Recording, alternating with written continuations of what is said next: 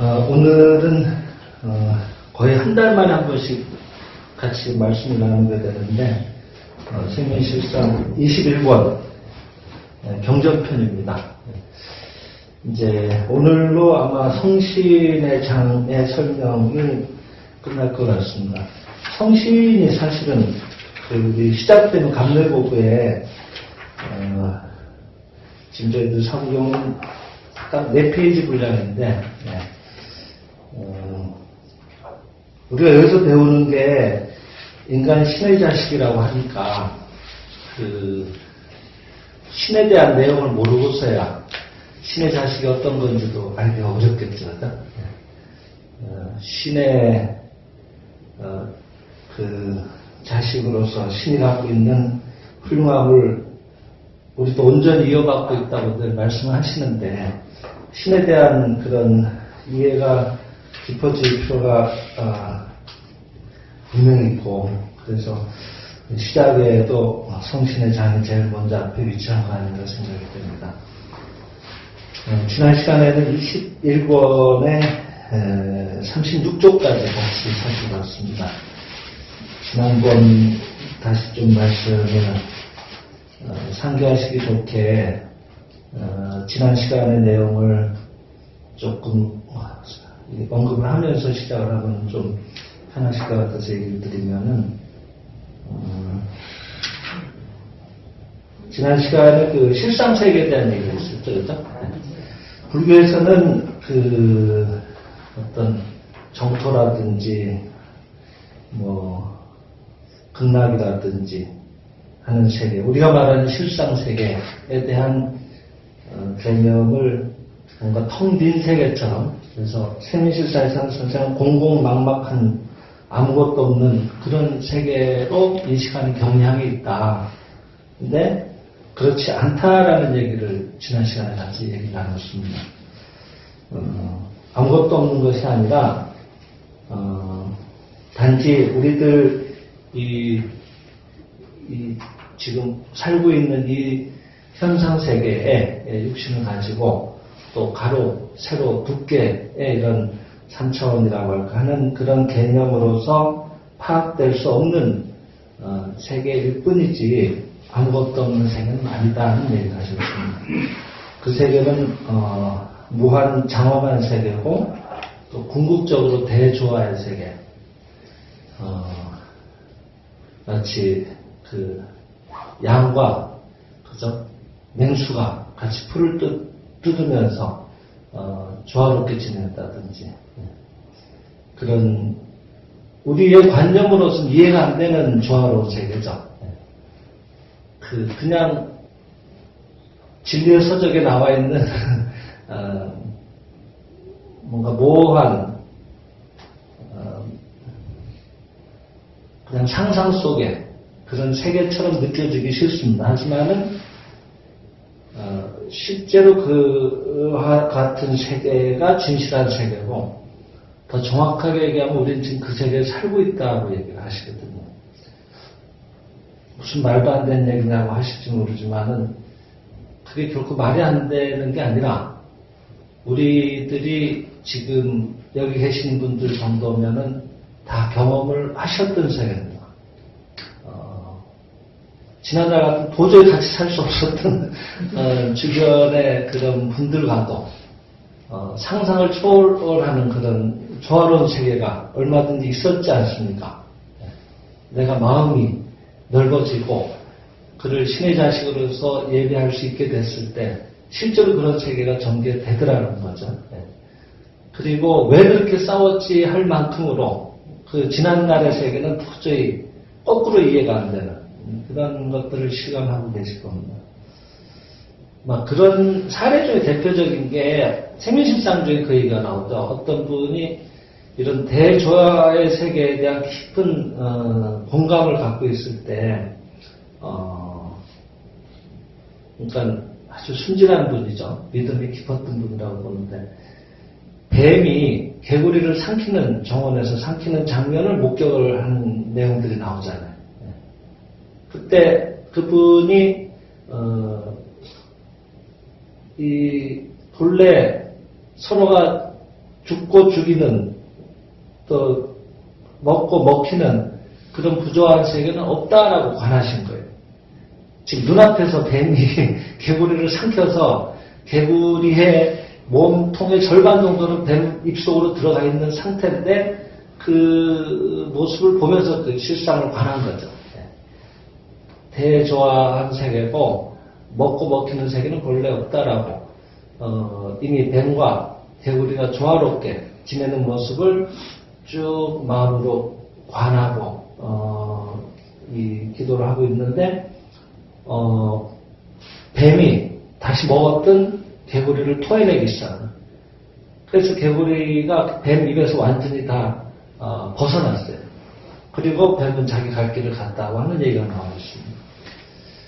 뱀은 그 이빨이 대체로 45도 이상 안쪽으로 이렇게 굽혀져 있어가지고 한번 이렇게 먹이를 향해서 이렇게 걸면은 그 먹이를 이 잡혀 있는 이 자기가 물고 있는 먹이를 뱉어내기가 굉장히 어려운 구조입니다. 거꾸로 나오면서 걸려버리니까. 결국 그 개구리는 그래서 살아났느냐 하면은 죽었습니다. 이미 독에 그 감염이 돼가지고 온몸이 물리는 순간입니다. 막 그거조차도 우리들의 관념이죠. 뱀은 독이 있고 또 다 모든 뱀이 독을 가진 건 아니지만은 뭐 우리가 흔히 말하는 꽃뱀이라고 있죠. 그런 뱀들은 독이 없습니다. 근데 하여튼 보통 독사라고 하는 뱀들은 치명적인 독을 갖고 있거든요. 그거는 우리 인류만 해도 지금 뭐 70억을 해야 되잖아요. 그 많은 사람들의 믿음이 뱀은 무서운 존재다, 독을 갖고 있다라고 하는 그런 믿음이 실제로 그런 힘을 발휘하게 만들거든요. 그래서 그거조차 벗어나기는 어려웠는지 모르지만은 하여튼 그런 조화로운 장면도 연출이 됐다고 하는 걸 선생님은 소개를 하고 계십니다. 그러니까 얼마든지 대조화의 세계는 이미 전개되어 있는 거죠. 그 무한한 지혜와 사랑, 생명으로 이루어진 질서정연한 세계라고 그리고 그것은 엄전, 분명히 여기 존재하고 계시다고 얘기를 하는 얘기를 소개를 드렸습니다.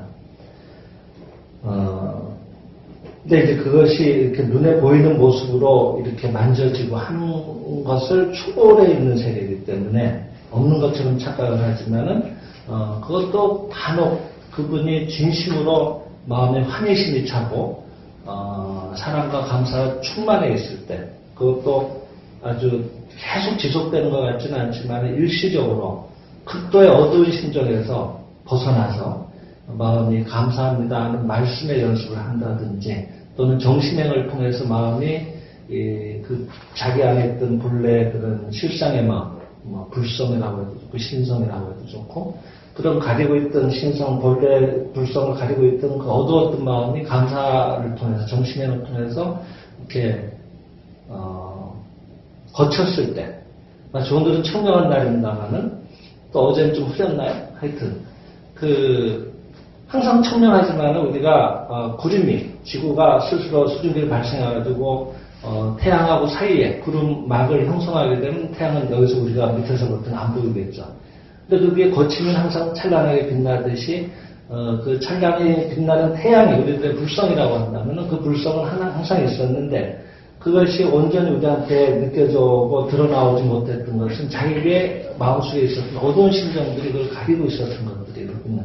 근데 그 마음이 이제 거쳐지니까 감사합니다라든지 또는 정신형을 통해서 거쳐지니까 호련히 그냥 그 불성이 드러나와서 자기 안에 그런 빛나는 그런 감사 덩어리 자체가 순간적으로 돼 있을 때 그 마음으로 세계를 바라보니까 실제로 이 현상 세계가 착시현상이 아니라 빛이 나더라는 거예요. 그런 분들이 왕왕 계셨거든요.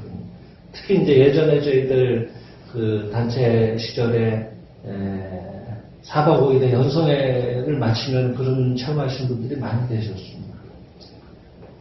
지난 시간에 얘기 드렸던 한 분도 새벽에 나와서 바라보는데 밤새 감사한 생각으로 이분도 고마웠고 저분도 고마웠고 그래서 그 전까지는 그저 다 죽일 놈들이고 나쁜 사람들이고 나를 힘들게 하는 사람들 뿐이었는데 그게 아니라 전부 고마웠구나 하는 걸 알게 됐을 때 그냥 뭐 하염없이 뜨거운 눈물이 흘러내리는 거예요. 그건 이제 정화의 눈물이죠, 그죠?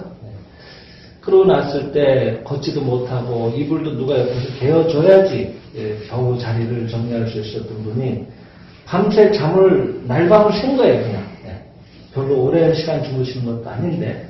그리고 계속 감사합니다 그러고 또 눈물을 흘러내리면서 아침에 기상곡이 나오는 거를 이렇게 맞이하게 되는 그러니까 밤을 샜다는 얘기인데 하나도 피곤하지 않을 뿐더러 다리에 힘이 들어가면서 부축하지 않으면은 해주지 않으면 서지 못했던 분이 스스로 일어나서 자기 자리를 개고 나는 옆에 분의 자리까지도 도와주고 그리고 나와서 새벽에 아직 어슴푸레한 시간인데도 길거리에 일반적으로 보면 도시의 새벽의 길거리의 모습이라고 하는 건 황량하죠. 그렇지 않겠어요? 네. 무슨 그것도 늦가을의 모습인데 초봄도 아니고 초봄 같은 건 또 실론가도 나와서 그러죠. 싱싱해 보이는 것도 있을 테지만 그런 것도 아닌데도 간판에서 빛이 난다 그러잖아요. 그리고 막 간판뿐만 아니라 온 사물에서 다 빛이 나는 거예요. 나무에서도 빛이 나고. 근데 그런 세계를 얘기하신 거 아닌가 생각이 됩니다. 그래서 실제로 우리하고 좀 같이 있고 우리가 지금 그 세계에 있는 거죠. 사실은 우리가 그런 깨달은 마음으로 본다면 다 비치고 감사할 수밖에 없는 우리를 응원하고 있는 생명의 일대 장엄한 그 연주 같은 것들이 이 자연계가 우리한테 베풀어주고 있는 거고 또 주위 분들이 그런 거고. 그래서 그 세계는 우리가 물질로 파악하려고 하니까 우리들 관념으로 파악하려고 하니까 안 보일 뿐이지 진실로 지금 우리하고 같이 있다고 하는 그런 얘기를 나눴습니다. 그리고 이제 그 빛에 대한 얘기를 같이 나눴습니다. 지혜는 본시 성신의 빛이라고 아까 감래보고 읽을 때 읽으셨을 겁니다. 지혜는 본시 성신의 빛. 근데 이 빛이라고 하는 거는 물질적인 그런 파동을 말하는 것이 아니라고 얘기를 했습니다. 신의 지혜, 무한히 있는 지혜의 작용을 도저히 그것이 너무나도 엄청나서 형용할 길이 없어서 빛이라고 비유를 하셨다고 얘기를 하셨습니다. 그 모습이 없는 지혜가 움직이게 되면은 바로 지혜의 빛이 돼서 그 지혜의 빛이 바로 무명의 어둠을 비춘다 그랬습니다. 그러니까 성신이 나타나시면 곧 선으로 되고 의로 되고 자비로 되고 스스로 조화되어 일체의 생명이 저마다 적서로 다투는 자 없고 서로 해치는 자 없고 병하는 자 없고 괴로운 자 없고 궁핍한 자 없도다 이렇게 실상 이론이라고 할까 광명 이론으로서의 그런 이 모습을 이 성경에서도 감래보고에서도 설명을 하고 계시는 거라고 생각을 합니다. 그러니까 신이 나타나신다고 성신이 나타나시면 손으로 되고 위로 된다고 했는데 신이 나타나신다고 하는 거는 신의 지혜의 작용이 온 누리에 전 우주에 퍼져나가는 걸 말합니다. 그러면 그게 마치 빛이 어둠을 밝히듯이 어떠한 거기에 병부령이 있더라도 그것은 진실을 모르고 있는 무명과 같은 그저 불교에서는 빛이 없는 상태를 무명이라고 합니다. 그러니까 그와 같은 곳에 이런 지혜의 빛이 번져져서 거기에 지혜의 빛이 번진다는 건 신의 작용이 거기에 미쳐 나온다고 하는 거겠죠. 그러니까 성신이 나타나시면 곧 선으로 되고 어떠한 악인으로 보이던 사람도 선의 모습을 나타내는 거예요. 그를 내가 신의 자식으로 예배하는 게 내가 나를 통해서 신의 생명이 나를 통해서 다시 지혜의 빛으로서 그를 바라보게 되는 거고 그조차도 사실은 내 마음의 반응이기도 하지만은 내가 그를 보는 시각이 바뀌니까 그도 기다렸다는 것이 또 여기 화답하듯이 훌륭하구나 하고 또 자기 본래의 모습을 나타내듯이 이런 것들이 이치로서는 설명이 안 되는 오묘한 영적인 세계의 본래에 작동하는 모습이라는 거죠. 그러니까 어떻게 하면 우리들은 나를 통해서 신의 그런 본성이 빛을 발하도록 할 수 있을 것인가 하는데 마음을 써야 되지, 상대를 어떻게 하면 좋게 할 것인가 하는 것에 또 나타나온 모습을 어떻게 하면 좀 더 좋은 쪽으로 바꿀 것인가 하는데 마음 쓸 필요는 없다고 하는 것도 잘 알 수가 있죠.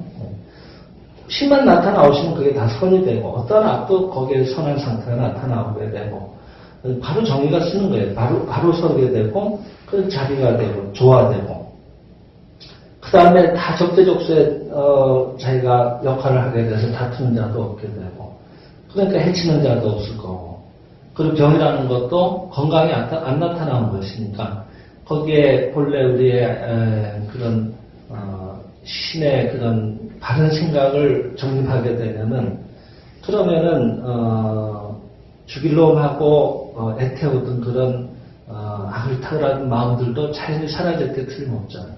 그냥 조화로운 마음이 되잖아요. 저녁에 누우면 자연히 편안하게 잠이 잘 오고, 그죠?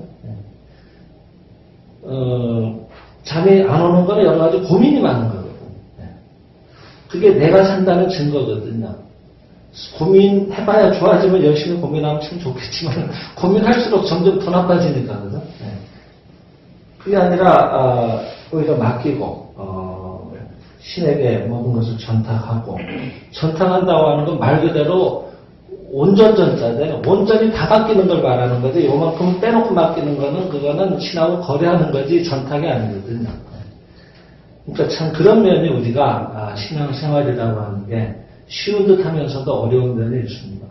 그게 얼마나 어려운가 하면 여러분, 저희들 예전에 학생들 대상으로 해서 행사를 많이 하지 않았습니까? 중고등학생들. 그 중에 하나가 이제 조원들 간에, 반원들 간의 친목을 다지고 서로 믿음을 키우기 위한 방편으로서 믿고 넘어지기라는 게 있어요. 뭔가 하면은, 이 정도도 높아요. 한 이 정도면 아마 알맞거나 좀 높은 정도입니다. 이 정도 높이의 단상에, 반원 중에 한 사람이 올라가서 반원들이 뒤에 쭉 팔을 뻗어가지고 서로 이렇게 깍지를 껴가지고 마주 잡고 있으면 그쪽으로, 넘어지는 건데, 그럼 받아주는 건데, 그거를 앞으로 넘어지는 게 아니라, 안 보고 뒤로 넘어지는 거예요. 어른들도 하나는 못합니다. 그냥 꼬짝 이렇게 넘어가야 되는데, 이렇게, 여기서 그대로 이렇게 넘어가야 되는데, 엉덩이 이렇게 빠져가지고, 다리를 구부린 채로, 온전한 자세가 나오는 사람이 10명을 시키면 한둘밖에 없습니다. 그만큼 불안한 거예요. 뒤에서 안 받아주면은, 다친다는 생각이 있으니까. 근데, 그런 것조차도 우리가, 해보면은 쉽지 않은데, 그죠? 이 모든 거를, 맡기고, 편안한 마음이 된다고 하는 거는, 말로는 하기 쉽지만은, 사실은 쉽지 않은 일인 것 같아요. 그러자면 우리가 할 도리를 하고 나면은 그 마음이 되는 데는 도움이 되는 것 같아요. 학생이 공부를 하고 열심히 최선을 다했으면은, 그 다음 내일의 테스트에 대해서는 나머지 맡길 수가 있잖아요. 근데 시간을 활용을 잘 못해서 공부를 대충 했어요. 지금 몇 군데만 찝어서 봤거든. 건너뛴 데도 제법 있어요. 그러면서, 이 신에게 맡긴다고 하는 거는, 안 본 데서 나오면 어떻게 하지 하는 불안한 마음이 저절로 들지 않겠어요? 그럴 때는 내가 본 데만 나오게 해주세요라든지 하는 엉뚱한 생각도 들 수가 있는 거예요. 그죠? 그러니까 그것이 아니라 우리들은 최선을 다해놓고, 그 다음 나머지 맡긴다고 하는 것도 꼭 필요한 일이 되겠죠. 그래서 또 신은 이 지혜는 그 성신의 빛이라고 하는 부분을 또 지난 시간에 살펴봤습니다. 여기까지 지난 시간에 같이 공부를 했습니다. 그 다음 이제 36쪽 가운데부터 시작을 합니다. 지난 시간 요 부분 읽고 마쳤는데 실상이론, 광명이론, 일원이라고 하는 건 그거밖에 없다는 거죠. 그죠? 실상이론, 광명이론, 어둠도 미망도 본래 존재하지 않는다는 극히 밝고 명랑한 인생관이 생장의 집의 특징입니다. 그러시면서 이제 한 분의 체험을 소개하고 계시는데, 요시다 쿠니타로라고 하는 분인데, 이분이 이제 그 초기 시절, 생장의 집, 일본 생장의 집 초기 시절에 이제 다니우치 선생님 찾아오셔서, 자기가 자각한 내용을 아주 기쁘게 보고를 하는 내용을 소개하고 계세요. 생장의 집은 처음에는, 나가사키 쪽에, 고베에서 시작이 됐죠, 발상지는. 고베에서 시작이 됐다가, 그 다음에 이제 동경 쪽으로 이동을 해서, 동경에서도 또 처음에는, 아사쿠사라는 데 잠시 계시다가, 자꾸 체험이 늘어나니까 엄청나게 감사, 헌금처럼 기부가 많이 들어왔고, 특히 토지가 많이 들어왔어요.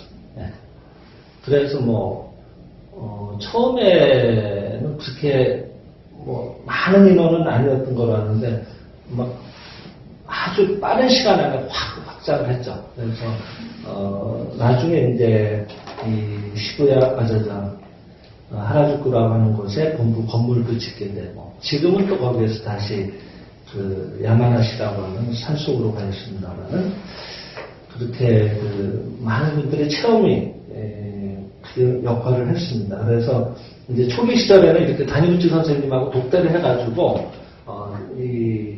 거의 다니우치 선생님이 처음에 하셨던 건 전부 지우회였거든요. 가정 집회 형식으로 하셨으니까. 그러니까 독대하고 같이 얘기도 많이 나누고 그랬죠. 처음에 강연 때 얘기를 자주 하시는데, 처음부터 선생님은 딱 서시면은 여러분 감사합니다. 먼저 청중을 향해서 예배를 하시고 강의를 시작하셨거든요. 청중들은 그냥 눈만 멀뚱멀뚱하고 저분 왜 저러나 하고 이렇게 바라보셨다가 그런 시절이었으니까. 보통 여러분 잘 오셨습니다. 이렇게 하잖아요. 근데 이 감사합니다 하는 인사를 스스로 제일 먼저 하셨죠, 다니우치 선생님이.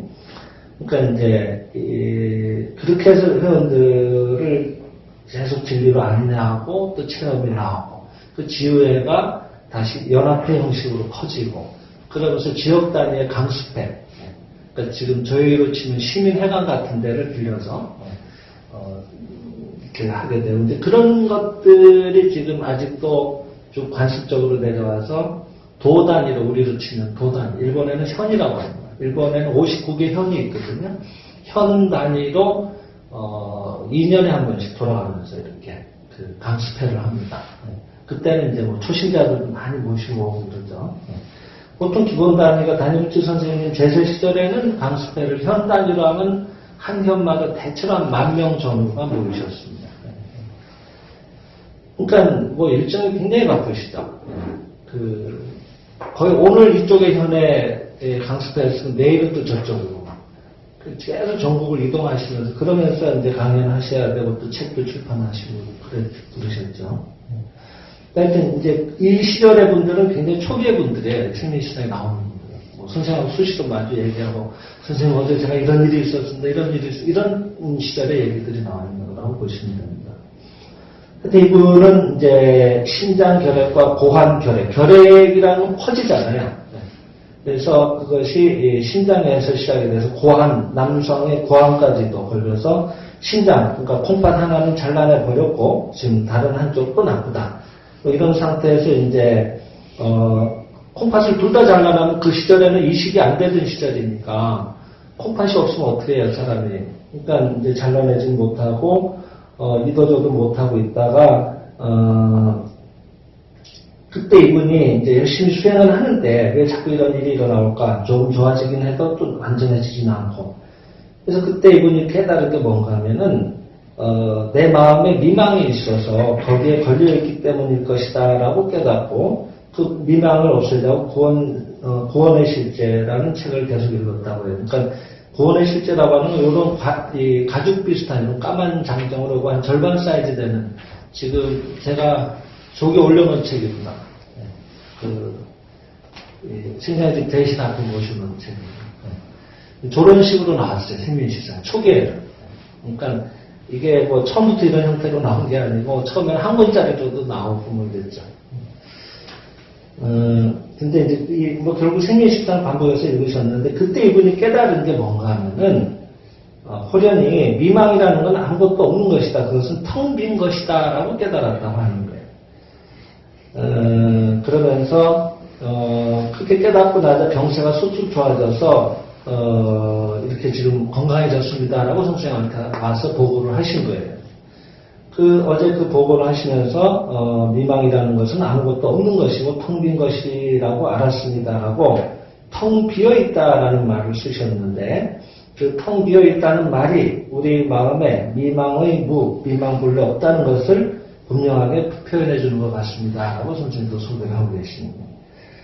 그러니까 이제 이 점이 우리들도 참 참고가 되는 부분인데 이분 얘기를 하셔서 이제 선생님 뭐라고 하시는가 하면 지금까지 이분은 미망이라는 것을 있다고 생각하고 이 미망을 어떻게 정복할 것인가 여기에 경제난이 있다 여기에 병이 있다 이렇게 생각하고 있었는데 그러면 그럴수록 자신과 대립하고 있는 미망이나 병 또는 경제난 같은 것이 실제성을 가지고 자기 앞에 버티고 있는 것처럼 느껴져서 그것과 또 대결하지 않으면 안 되었던 것입니다. 이렇게 얘기를 하고 계십니다. 쉽게 얘기하면 우리는 어제도 그 한 분 저희들 블로그 보고 멀리 대전에서 한 분이 독자분이 전화를 주셨던데 그 상담을 좀 청해도 되겠나 그러시더라고요. 그래서 하시다고 그랬더니 이런저런 얘기를 하시면서 제가 전생에 업이 많은가 봅니다. 이런 얘기를 하시더라고요. 그러니까 뭐 여기저기 병원에 뭐 많이 이렇게 수술을 하거나 이럴 정도는 아닌데 뭐 발목도 안 좋고 또 여기도 안 좋으시고 이런 얘기를 하시더라고요. 근데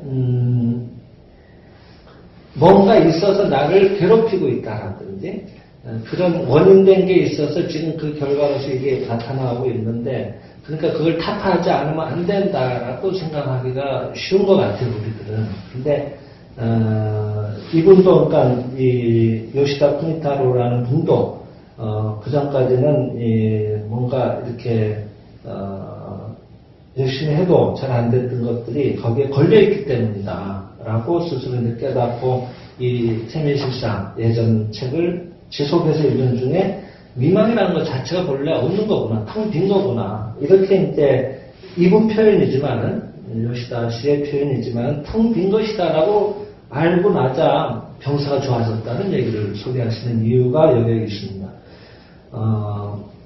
뭐가 있으니까 이게 있다라고 하니까 이거를 고치지 않으면 안 된다는데 내가 또 마음이 걸리게 된다는 거거든요. 그렇게 하지 말라고 하는 겁니다.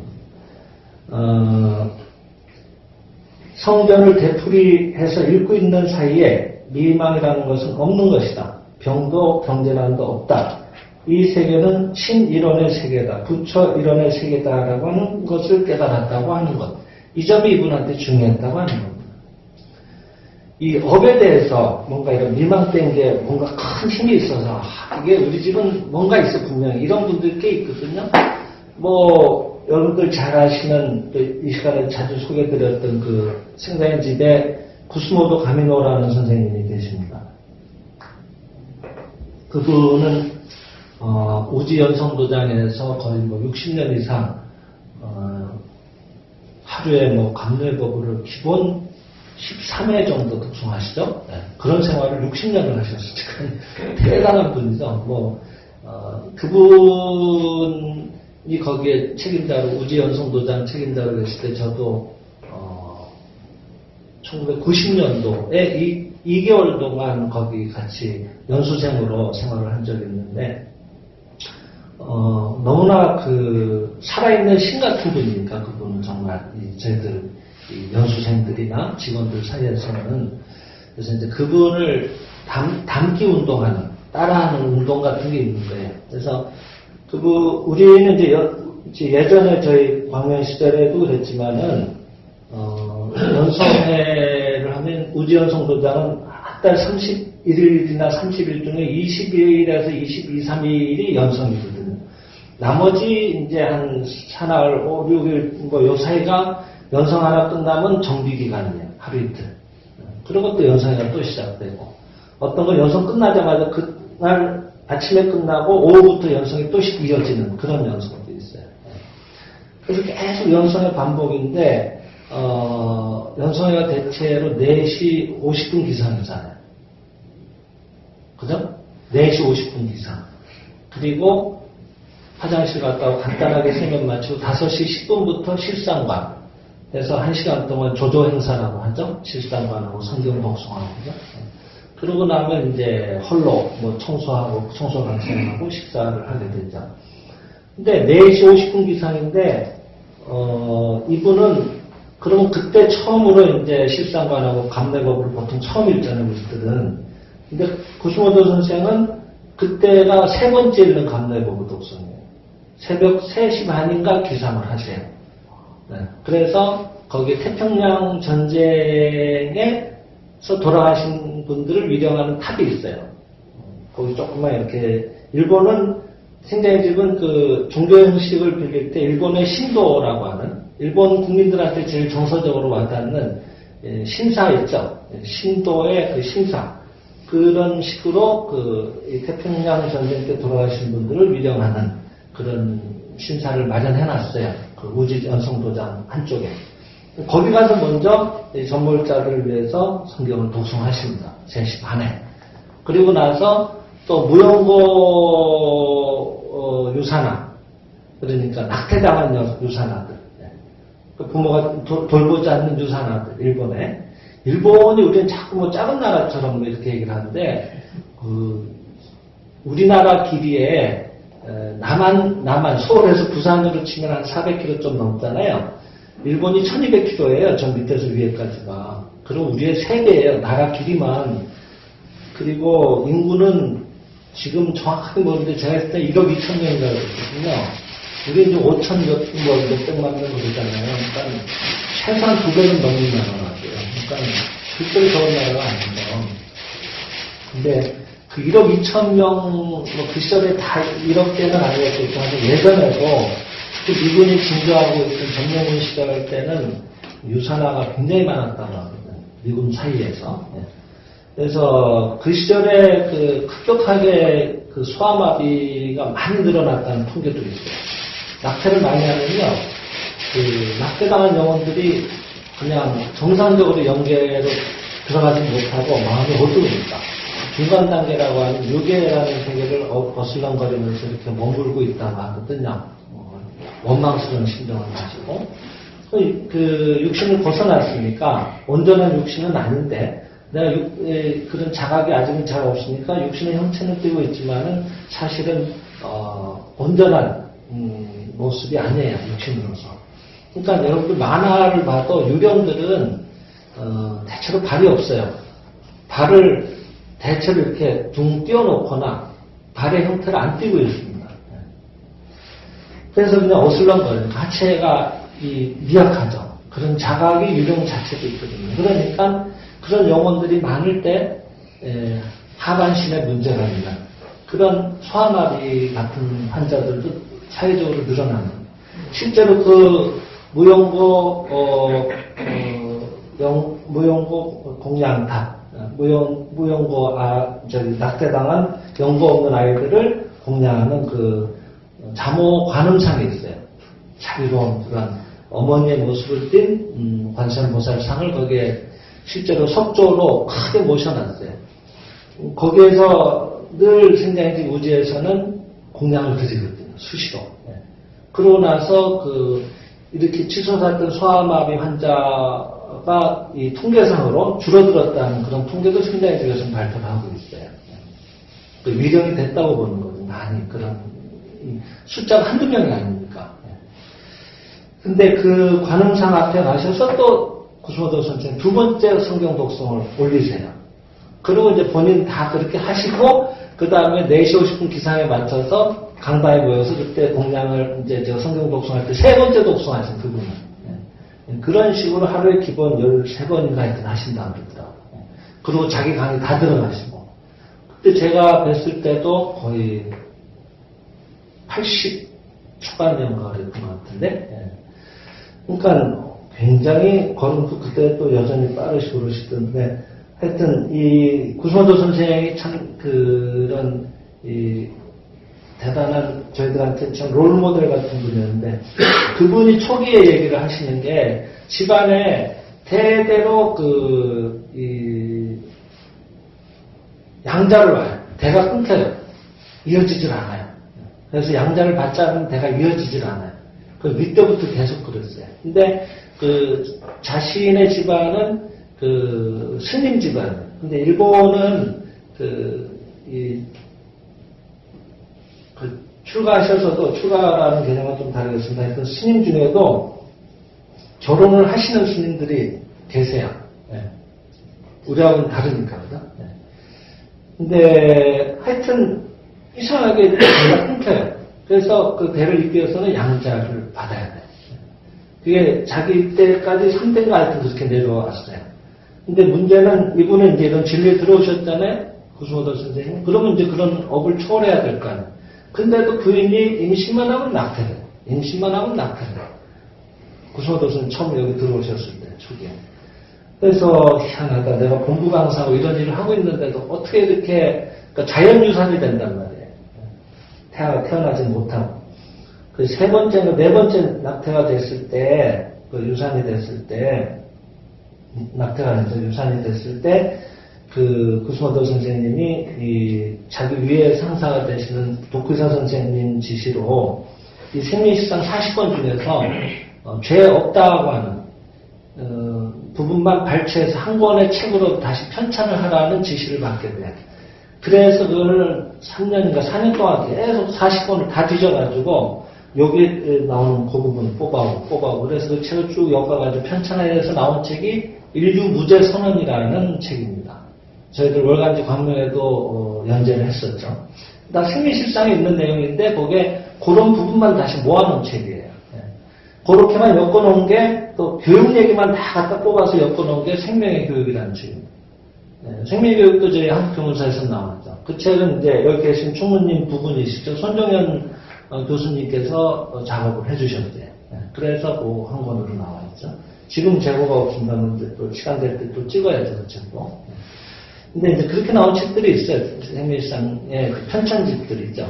근데 중요한 거는 이 구수모도 선생님이 그 인류무죄선언 작업을 하고 나서 집에 자녀가 태어났어요. 자연유산이 끊어졌어요. 그 집안에 업이 사라진 거예요. 그래서 그 부분에 대해서 구수모도 선생님 어떻게 얘기하시는 거 아니? 업이라고 하는 건 어디에 있느냐 하면은 결국은 우리들 마음속에 있다.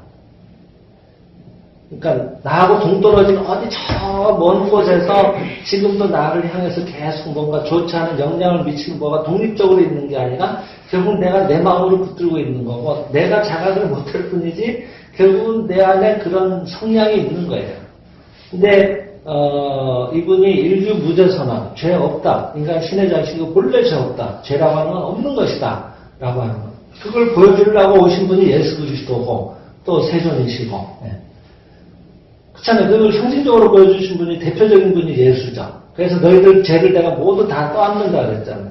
그러니까 너희들 이제 죄가 사라졌다고 했거든요. 근데도 아직도 죄인이라고 그러잖아요. 그러니까 아이러니하죠, 그죠? 네. 근데 이게 이치로는 알겠는데 그게 쉽지는 않은 거예요. 근데 이분도 그런 늘 앞에서 지도하시고 그런 정도의 수행을 하시는 분인데 뭐 초기에는 그 정도까지 수행을 하시지는 않으셨겠지만 어찌됐든 그런 단체에 몸을 담고 계시는데도 그 굴레에서 벗어나지는 못하셨는데 그 업인에서 벗어나시지 못했는데 결국 벗어나는 계기는 뭔가 하면은 잠재의식 깊은 곳에 죄 없다고 하는 관념이 크게 자리 잡았을 때 거기에서 벗어났다는 얘기를 하고 있어요. 그러니까 죄업은 어디에 있는가 하면은 업이라고 하는 건 어디에 있는가? 우리들 마음에 있다. 결국 내가 마음 어딘가 깊은 곳에 그런 것들이 자리 잡고 있는 거예요. 그런 속에서 나도 모르게 행동하고 말하고 뭔가 표현하고 하고 하는 것들이 계속 나오고 있는 거예요. 자녀들 이렇게 보면은 아버지하고 손잡고 가는 모습 보면 참 닮았잖아요. 네. 또 동창회 오랜만에 한 30년, 40년 만에 나와서 예전의 친구들 보면은 그대로인데 얼굴만 늙었죠. 그죠? 신기하죠. 예전의 모습이 있으니까 못 알아보지는 않잖아요.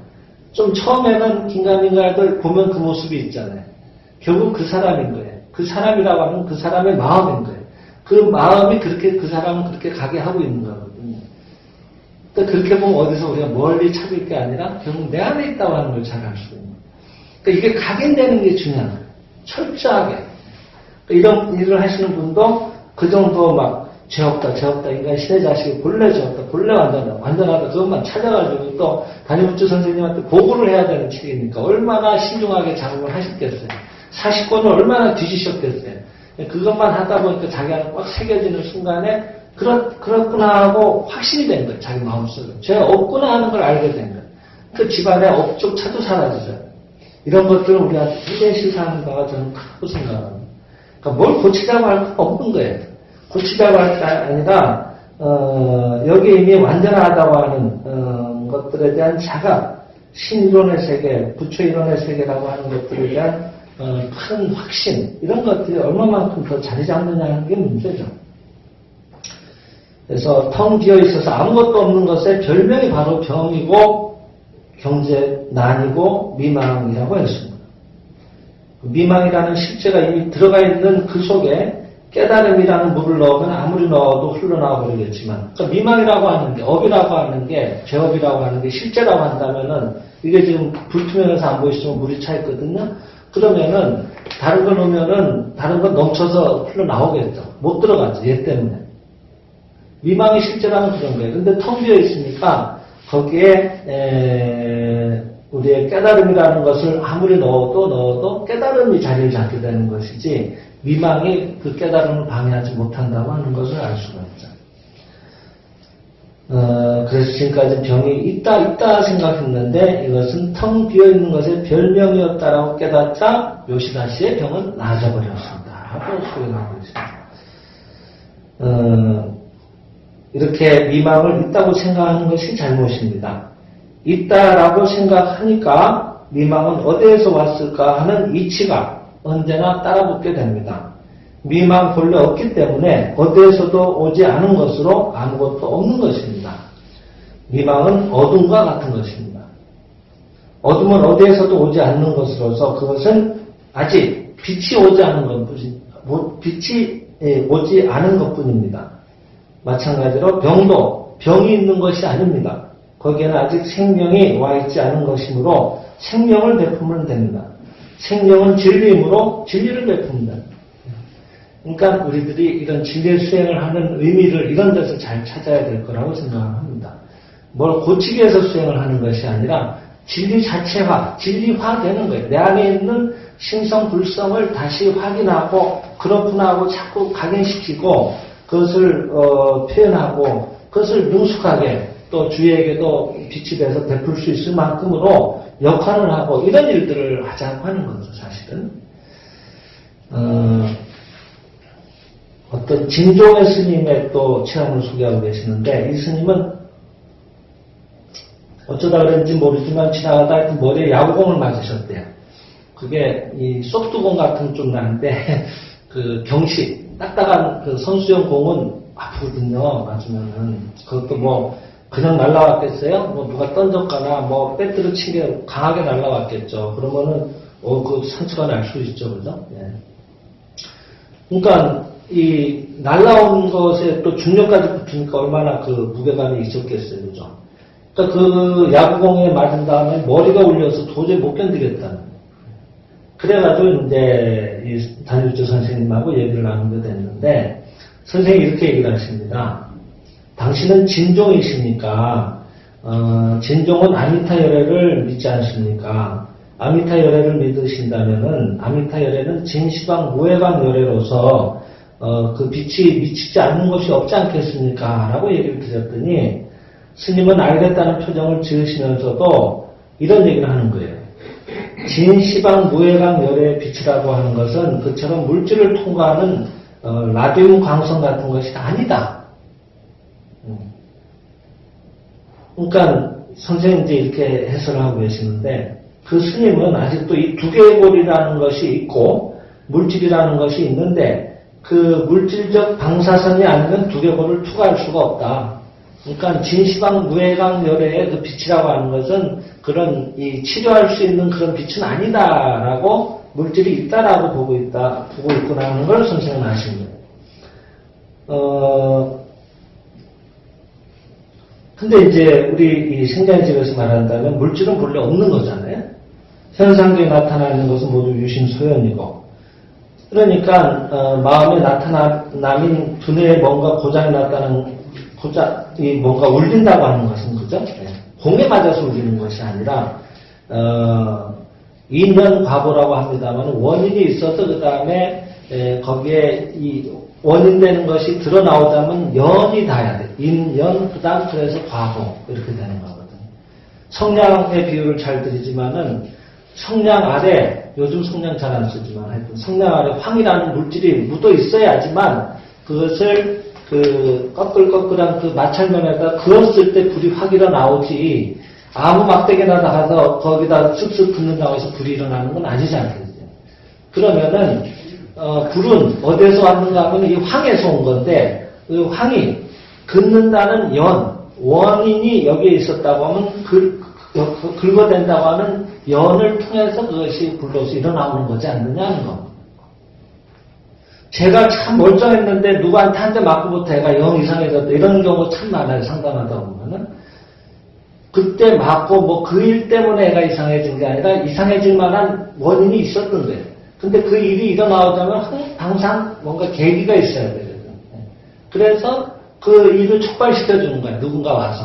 그러면 그때 비로소 일이 일어나온 것처럼 보이지만 사실은 그렇지가 않아요. 그래서 이 분의 경우도 그 마음에 나타나는 두뇌에 뭔가 고장이 나타났다고 하는 것은 마음에 여러 가지 범민 이런 것들이 있었던 것이 아니겠는가. 근데 이제 이 스님은 이 혹병 동체라고 하는데 미혹할 때 혹, 그 다음에 우리가 병든다고 할 때 병. 그러니까 이 미혹한 마음과 이 병과 같다라고 하는 것을 알지 못하고 그걸 따로라고 보고 있으니까 그러니까 이상한 이론인 거죠. 아미타 열애의 빛은 그런 물질 세계를 투과해서 이렇게 머리를 치료할 수 있는 그런 빛은 아니다라는 논리에 빠지신 거예요. 뭐 스님이 다 그러신 건 아니지만 하여튼 이분은 그랬던 것 같아요.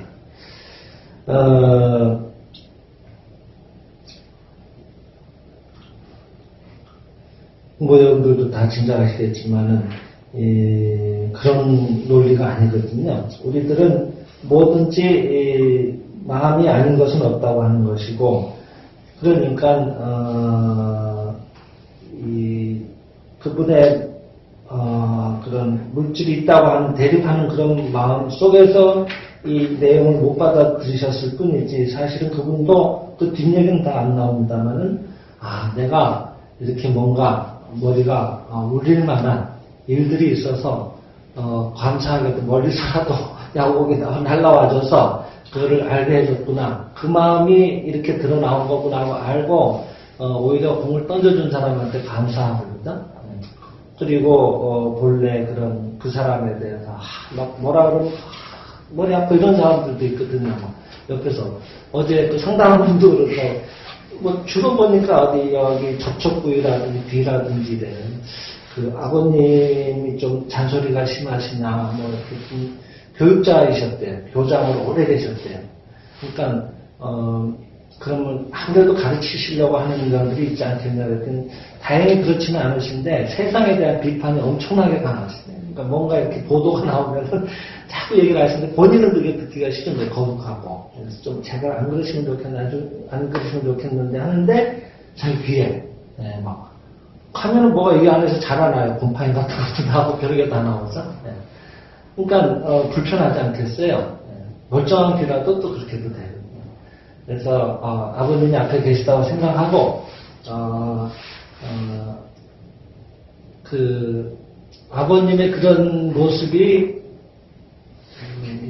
이렇게 마음에 많이 걸리고 예민하게 느껴지는 것은 전화 주신 분께서도 결국은 그런 것들을 예민하게 보고 자기도 스스로도 지적하는 마음이 있는데, 근데 그런 것을 자기도 단점으로 알기 때문에 그것을 벗어나고 싶었던 거예요, 이번 생에.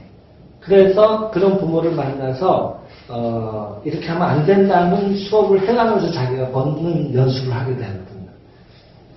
혼자서는 수업이 참 어려워요, 여러분. 빙판길에는 그냥 미끄러워서 나가잡아 주잖아요. 그러니까 요즘같이 추운 날에 이렇게 막 산에도 얼음이 온 데는요, 밑에 아이젠이라고 해서 세발톱 같은 걸 달아가지고 콱콱 찍어가면서 가야지 길을 걸어갈 수가 있어요. 마찰이 있어야 올라갈 수도 있고 전진할 수가 있듯이 이 현상세계라고 하는 것은 그렇게 도움을 주는 역할을 하는 분이 옆에 계시지 않으면은 혼자서 내가 지난 생에 올 때 내가 이런 공부하자 그랬지 하고 혼자서 열심히 공부하기는 참 쉽지가 않습니다. 예. 그리고 이 바둑도 그렇잖아요. 옆에서 혼수 뜰 때 보면은 굉장히 잘 보여요. 근데 자기가 내기라도 걸고 하는 장기 같으면요. 지금 요거 한 수 잘못 두면 장군 들어올 판인데 그 졸 하나 먹으려고 멀쩡한 잘못된 수를 두고 있거든요. 예. 그런 거예요. 그러니까 자기 문제들은 그렇게 쉽지가 않거든요. 예. 그래서 옆에서 그런 도와주는 역할을 하는 분들이 있어야지만 스스로 하기가 어려운 수업도 해나가게 되는 것 같거든요.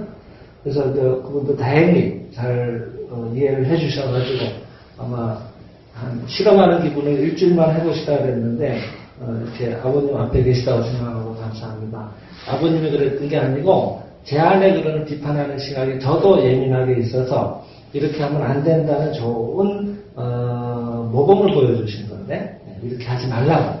그러면은 봐라 이렇게 하면 주위가 다 힘들지 이렇게 하는 게 아니야 라는 교훈을 거꾸로 주신 것으로 알고 여러 가지 모습이 있는데도 그 모습이 내가 늘 걸려서 좋은 한 70-80%의 것들이 있으면 그거는 별로 마음이 안 가고 1-20%의 것들에 우리가 예민하게 마음이 가거든요. 그래서 이렇다 하면서 자기를 이렇게 병들게 하거든요.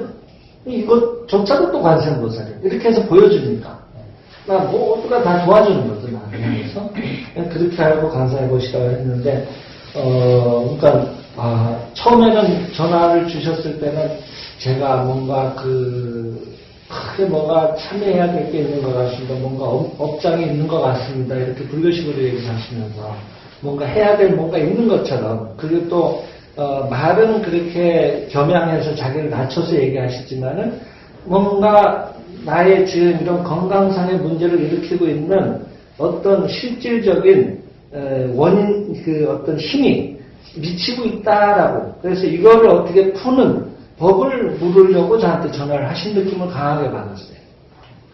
근데 이게 그분만의 문제가 아니라 우리가 대다수의 형님들이 그런 식의 수행을 많이 하거든요. 그러니까 그 부분이 참 그 경계가 모호하고 어려운 것 같습니다. 어디까지나 이 세계는 신분의 완전한 존재고 나도 그와 같은 존재고 상대도 그와 같은 존재고 이 자각을 어떻게 하면 더 높여나갈 것인가 하는 방편으로서 우리가 수행이라는 것들이 주어져 있을 뿐이지 그렇게 영원하도 건강도요 건강해져가지고 바람 펴가지고 난리난 집안도 있고 별일이 다 있습니다. 힘 넘치니까 또 바깥에 여자분들을 많이 만나가지고 그래가지고 죽겠다고 하는 분도 실제로 계셨어요. 아버님 시절에. 네. 일본에서 이것만 낫게 해주면 다른 게 더 이상 소음이 없다 그래서 이런 상담에서 그분 좋아졌는데 나중에 얘기했던 1년 뒤에 좋아지고 나서 1년 뒤에 자살했다는 분도 계시고요. 그러니까 자기 마음에는 그것만 좋아지면 다 될 것처럼 보이지만은 그렇지가 않다는 거예요. 우리는 계속 끊임없는 수업을 쌓아나가고 있는 것이고 현상의 어떤 당면한 문제의 해결이 마치 우리가 수행의 목적이 되는 것처럼 수행하는 경우가 있는데 그런 부분을 경계해야 되지 않겠냐는 교훈으로 저는 느껴집니다. 오늘 이거 다 하려고 했는데 또 얘기가 막 빗나가가지고 오늘도 여기까지만 하고 시간 마쳐야 돼요. 한 50분 이상 하면 여러분들 집중하시기 어려우시니까. 그래서 뭐 스님 얘기도 그렇게 얘기가 끝나 있습니다만은, 결국은 여기에서 선생님이 말씀하시자고 했던 부분은 제 생각에는 있다라고 하고 그것은 어딘가 따로 뭔가 원인이 있다라고 해서 그것을 고치다고 하는 식의 것은 결코 바람직한 수행이 아니다라는 얘기를 하신 거라고 생각합니다. 그래서 우리가 불교에서는 서방 극락 정토라는 얘기를 쓰지 않습니까? 죽어서 가는. 예. 근데 그것도 방편, 우리를 중생을 제도하기 위한 방편으로서의 정토지. 그러면은 10급 이전에 성불에서 세우신, 그러니까 그 아미타 여백께서 성불하셨잖아요. 자기가 그 원을 세우셔서 대원을 일으키셔서 그 서방 정토를 이루셨는데 그것이 10급, 그러니까 1급, 2급 해가지고 10급을 말하는 거. 그 겁이라고 하는 건 뭐 하도 얘기가 많으니까 뭐 여기는 그렇게 해놓으셨는데 선녀가 날개 옷으로 500년에 한 번씩 바위를 스쳤는데 그 바위가 다 달아 없어지는 것이 1급이래요. 하여튼 무한대 세계죠. 근데 그것이 뭐 하여튼 10급이라고 그래도 정해놓잖아요. 그죠? 10급 이전에는 그럼 없었던 세계냐 하는 얘기를 선생님들 쓰고 계십니다. 그러니까 방편이라고 하면 어디까지나 죽어서 가는 세계가 아니다라는 얘기를 강조하고 계십니다. 서방 극락 정토는 죽어서 가는 것 같은 잠재적인 믿음들이 다 있는 거예요. 그러니까 뭐 IS가 불교를 믿는지 어쩐지 모르지만은 그 사람들도 뭐 간접적으로 이렇게 방편으로 이렇게 믿는 거죠. 왜?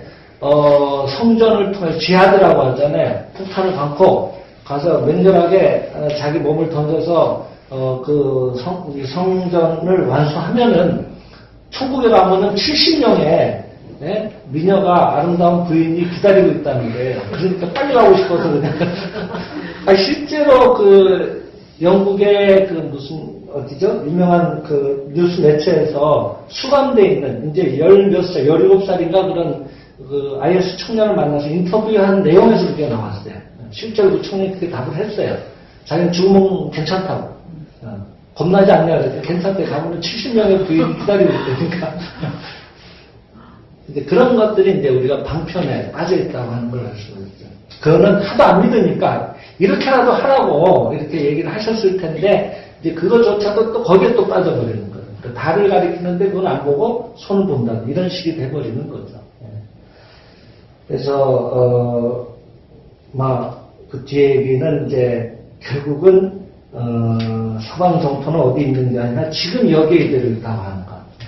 그게 우리가 말하는 실상세계라고 하는 것을 강조하고 계십니다. 그래서 우리가 나중에 죽고 난 다음에 가는 세계처럼 착각하는 경향이 있는데 절대 그렇지가 않다고 하는 것. 육체가 본래 없는 건데 육체가 죽기 전도 없고 그 다음에 육체가 없다면 죽기 전도 없고 죽고 난 다음도 없는데 그 육체가 죽어서 가는 세계가 따로 있다는 것 자체가 모순이 아니냐 이렇게 얘기를 하고 계시거든요. 그렇지 않습니까? 우리는 육신처럼 보이지만 육체는 없는 거니까 이거는 있는 것처럼 보이지만 이게 그와 같이 이 모습의 세계에 나타나서 그렇게 가치를 발생시키라고 신이 주신 표현체일 뿐이지 그 진짜의 나의 몸은 생명이고 그것은 죽어도 죽지 않은 영혼을 살고 있는 거고 그것이 아브라함이 있기 전부터 나는 있었다고 예수님이 하신 말씀의 본질이 되는 거죠. 그러니까 우리는 뭔가 이런 똑같이 수행을 하고 똑같이 공부를 하고 있는 것처럼 보이지만은 이걸 하면 좀 이게 좋아질까 하는 식의 수행이라든지 그런 경우에 머무는 일들이 왕왕 있는데 늘 이런 것들을 다시 또 깊이 보고 살펴봐서 그런 방편으로 빠질 것이 아니라 그냥 그 지금 자체에 그대로 기뻐할 수 있을 만큼으로 진리에 대한 자각을 드높일 필요가 있지 않겠나 생각을 합니다. 오늘 또 같이 공부하신 내용 들어가셔서 한번 살펴보시면서 또 다음 시간 될 때까지 진리를 생활 속에서 더 깊이 자각하시고 실천하시는 시간들이 되시길 바랍니다.